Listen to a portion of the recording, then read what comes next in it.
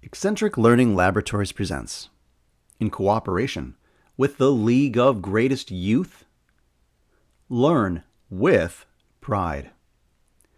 There is no vaccine, inoculation, treatment, or antidote for dependence, abuse, tolerance, and addiction.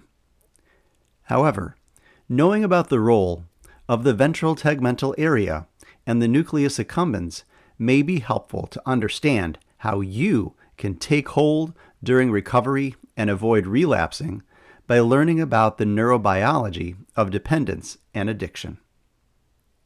DA, or dopamine, is the neurotransmitter most implicated in the process of dependence and addiction, which makes it a helpful acronym to add to your natural vita of new terms.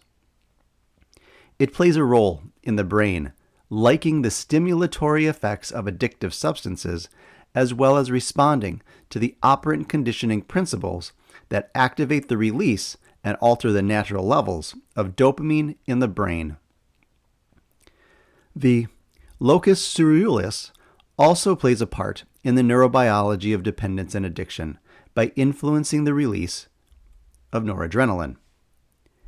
A third neurobiological agent to know and remember is cortisol, which is a hormone released by the brain when people are subjected to acute and chronic levels of stress. Stress can be internal or external, or stem from sources near or far.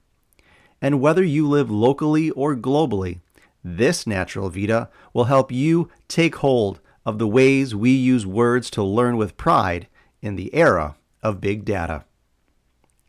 This has been Lecture 5 of Learn with Pride, powered by the Tipping Point Model.